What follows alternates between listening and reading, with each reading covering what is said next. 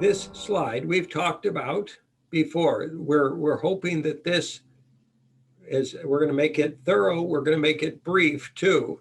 We're hoping that this piece of today's conversation can be segmented out and put up on the internet in a relatively rapid way so that people understand what the TapRoot is, what it does, how it affects each of us, how it affects the world, what it is and what it isn't, and how we can work with it and transmute it and transcend it and transform ourselves and the TapRoot process in all of its infinite manifestations in our world.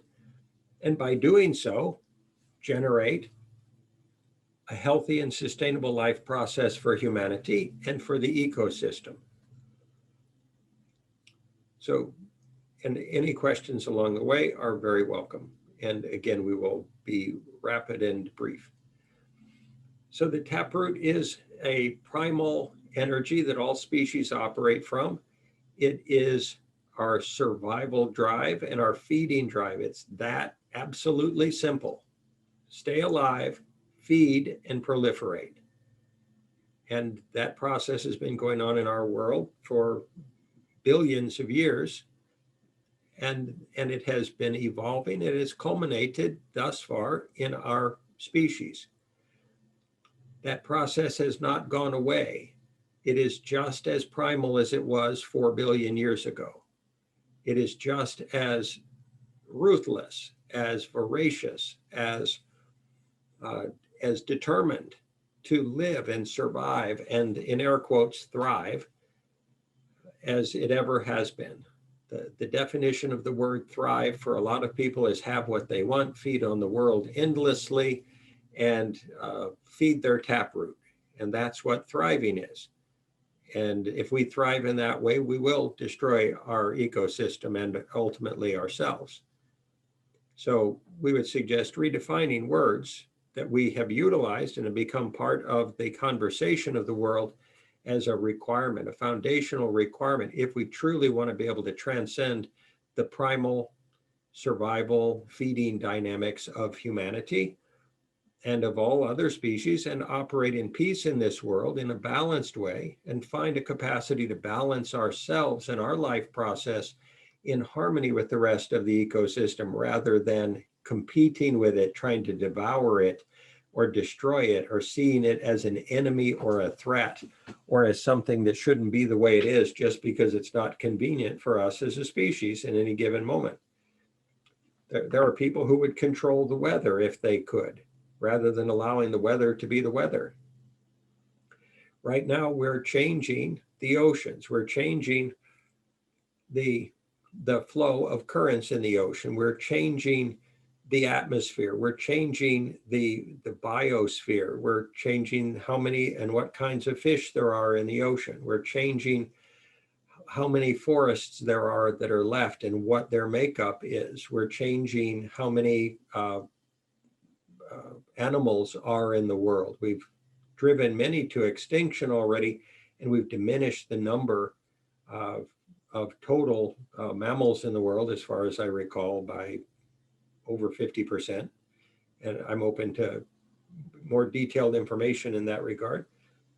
That said, that is a process of this absolute primal drive that remains so invisible to so many people, defining their decisions, their actions, their interpretations, their thoughts, their emotions, their tribal process, their social process, their interpretations of moment by moment life experience, that they then record in their systems as if that was what really happened and as if that was yesterday's reality, and then they operate from that. So 10 years ago, I was competitive. It was a dog-eat-dog world. I project that onto this moment. It supposedly means that now it's a competitive dog-eat-dog world, and I should compete and destroy the people that don't agree with me or don't see things my way. The echoes of all of those recordings across all lifetimes prior to this lifetime have a momentum that is creating this situation that we're experiencing right now in this moment.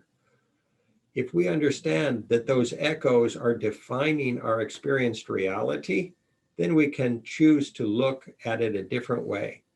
If we recognize that the taproot drive, the fear of not having enough, the fear of lack, the fear of starvation, the fear of death, the fear of abandonment, that is a symptom of this taproot feeding mode and energy that is subconscious for all of humanity, most all of humanity, and defines our evolutionary trajectory and timing and cadence and process. It also defines our economic system, our political system, our social system and systems, and it also defines a lot of the dynamics of religious systems. We have seen the Crusades. We have seen religious wars fought in our world. They have seem to have been fought for a religious purpose or spiritual purpose. Beneath all of that, the taproot, the drive for any particular tribal subset of humanity to survive and grow and thrive by feeding has been driving all of those dynamics. If we cannot accept that truth and work with that energy, which is so primal, it's like lava erupting from a volcano. It's that simple, that primitive, that ignorant, that bereft of love, consciousness, and understanding. It's not wrong and it's not bad. It's necessary because we have needed that drive to evolve us, to complexify us to the point of consciousness, to generate adaptive technologies. It's a paradox. Our adaptive technologies are destroying the world that we depend upon. We're eroding the foundation beneath our own feet with the technologies that we've assumed were keeping us alive. If we understand that process and we recognize that that which is driving the generation of the adaptive technologies is simultaneously feeding the dynamic of the taproot, and they're both generating the possibility for humanity to operate from conscious discernment, wisdom, balance, harmony, unconditional love, and the possibility of who we all are as souls. If you can navigate those paradoxes without judgment of self, other, humanity, world, ecosystem, or the history of ourselves or the history of the planet, then we can find it within ourselves to work together collaboratively. So the taproot wells up through your subtle energy system from below your feet, unseen, unrealized, and at a subconscious level, it flips switches in your system that trigger fear and trigger projections and trigger memories of unresolved pain and suffering and wounding as individuals and as cultures and as organizations. And it drives the validation of competition as a mode of life and as a way of surviving and as a way of operating in the world. Competition is divisive. It separates us. It tells us we're not one. It tells us that we are not a community, that we can't love each other safely. Competition itself has become a species habit, so much so that it's become ingrained in organizational process globally, economic process globally, social process globally, political processes globally. We are now at a standstill in the United States between Democrats and Republicans. The competition, the competitive dynamic driven by the taproot has created such a divisive, separate, non-unified, non-aligned, non-harmonious, non-functional result that and disunity of perspective, polarized bias that is a learning disability for our collective nation, and it's the same process for the rest of humanity in one form or another. The taproot drives evolution simultaneous to being the greatest learning disability our species has. It generates other learning disabilities that are domino effects from its process. It does this unseen, unrecognized, unrealized. it operates this way with impunity. It's not our enemy. And if we don't counterbalance it with love, kindness, consciousness, and wisdom and discernment, it will define us and continue to define us as a species, as individuals, as nations, as organizations, and cultural collectives. If it is not sussed out, and if you don't keep your eye on it, so to speak, constantly, it will take over at some point in your day or in your life. It will define your emotional process. It will define your decision-making process. It will lead you to rationalize fear, projection, mistrust, imagining of malintent on the part of others, division, bias, prejudice, punitive actions, controlling safety strategies by judging and punishing others. And the TapRoot simultaneously generates all of the imagined victim, perpetrator, rescuer dynamics that human beings experience in our world. The current legal system is in its dysfunction and dysfunction is a symptom of the TapRoot. It's the best system we've come up with to mitigate these competitive dynamics rather than solving them. If we only address the symptoms rather than resolving the source of the issues, the symptoms will continue. The sources of the illness, as well as the turbulent, dramatic dynamics of society in the world today that the TapRoot is defining and creating, will continue. And they'll get worse because of lack of attention, lack of focus, lack of management, lack of discerning understanding, lack of being willing and self-accountably willing as individuals, organizations, and nations and cultures to become aware of these influences and to counterbalance them in every moment.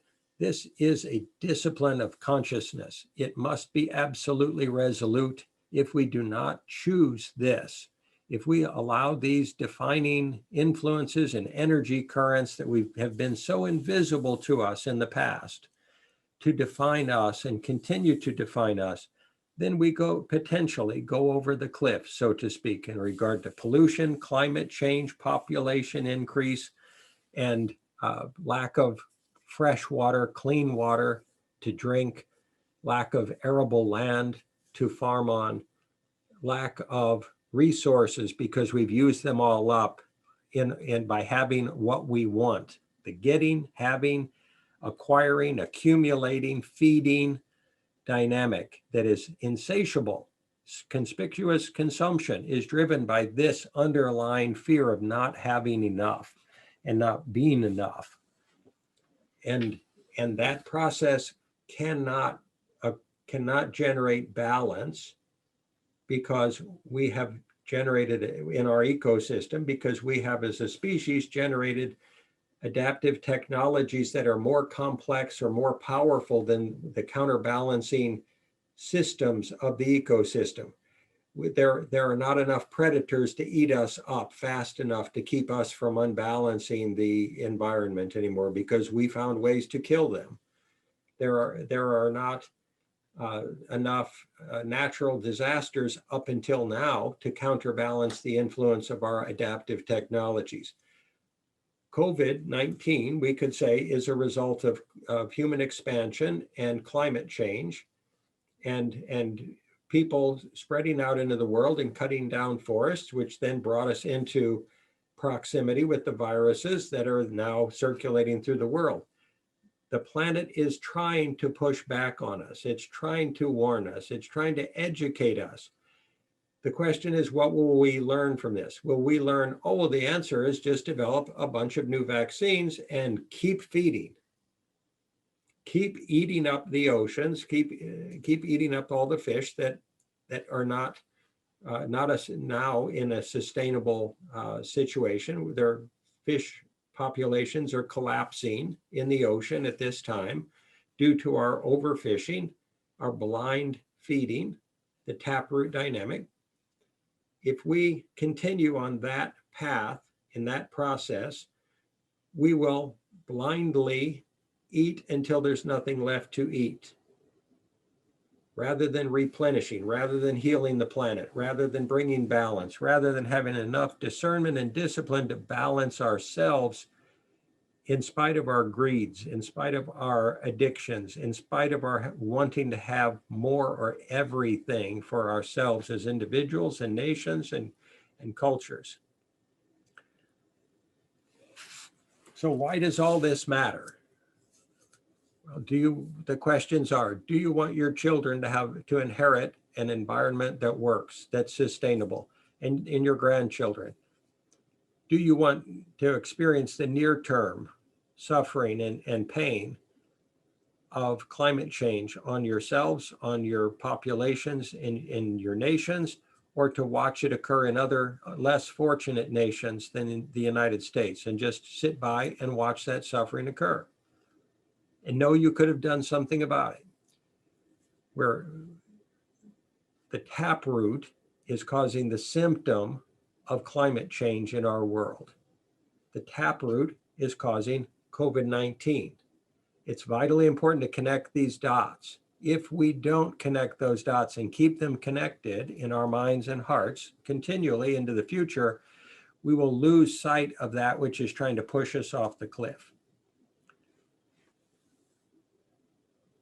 We have the option of learning from this primal drive, learning our way through and out of it, strategizing for it, developing technology, developing collaborative support systems that transcend this competitive, greedy, getting, battling, controlling, safety-seeking drive. And we can operate from faith and trust. We can operate from resonance with spirit. We can operate from the recognition that we're all children of God, all deserving of love, care, and good lives, and that the planet is equally worthy of our care in a balanced way continually. The taproot would try to take away that balance because it lacks intelligence, it lacks consciousness, it lacks love, it lacks positive intention, it lacks the capacity to be a navigational system for developing a new life process for humanity. It takes understanding, education, knowledge, and practice to cease to operate from its influences. And we of the WSS are doing our very best to generate educational materials and a social media platform that will allow people to understand these dynamics, to collaborate on them, to talk about them, discuss them, and by doing so, work together to create a sustainable life process for humanity. It's that kind of forum for discussion that's vitally important if we're going to have these understandings facilitate shifting the trajectory of humanity, moving the Titanic out of the trajectory that would lead it to hit the iceberg, so to speak, before we hit the iceberg. Right now, we are hitting the iceberg and we just haven't recognized it. Whether it's climate change or COVID, we are hitting the iceberg. We can hear the screeching, tearing metal. Are we going to grab the wheel and steer away from it or not? If we remain asleep at the wheel, we won't. If we remain operating as an echo of the primal historical species drive of the taproot, we'll choose to steer into the iceberg. We'll choose to ignore the screeching of metal and the water flowing in through the hull. It's up to us. We have the power, we have free will. We can choose to be aware of that which motivates us to make our choices and to make different choices. If we know we have that power and if we know what's affecting our choices, then we can change. If we don't know what's affecting our choices and we don't recognize and accept fully how powerful we are, that we are creating the changes in our world, for better or for worse. If we recognize that, if we accept it, if we live that understanding of our own personal and collective power, then we can change it. Then we can create a new world together. then we can generate something that for the future of humanity that is beautiful and graceful and fine and excellent and far higher than anything we've ever created in the past. And we can do that together. We have that power and that capacity. If we understand the nature of the issues that we're facing, we can define a solution. If we're unwilling to fully understand the nature of the problems, the challenges, or the issues and what's creating them, we will miss the mark. We must hit the nail right on the head with the hammer in every single time from this point on. There is no more wiggle room. There is no more time to tarry out of fear or distraction or anxiety or personal desire as individuals. We must choose to work together.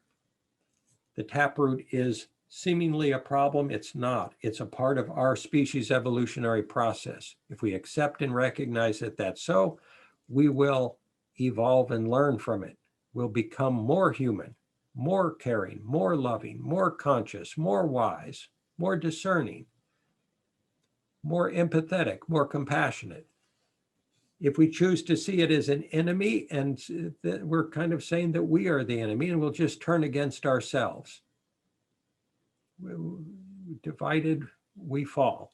United, we stand. This is the path to being united. The understanding of these divisive dynamics in our societies and political systems and social systems and economic systems. If we recognize that which is separating us, we gain the power to choose forthrightly, continually, to unite, to work together, to collaborate, and thus to solve in a sustained way the issues and problems that we're facing in the world.